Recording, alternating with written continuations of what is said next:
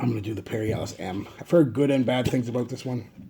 Oh, I guess I didn't take it all off. Why the hell did it come in that and it comes in this? It's kind of a messed up bottle. But it's supposed to look that way. It's not like they bent it. Oh, jeez. Get that cap off. Start using this hand now. Well, since I sprayed there, I guess that's where I'll spray.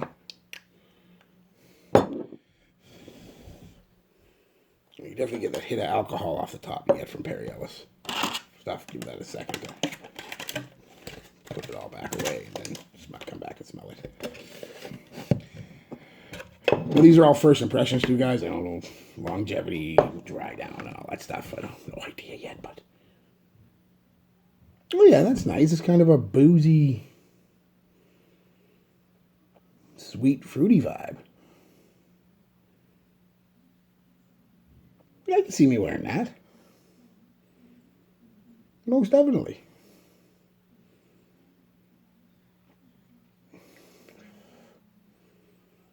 Yeah, why not? All right, I'll be back with another one.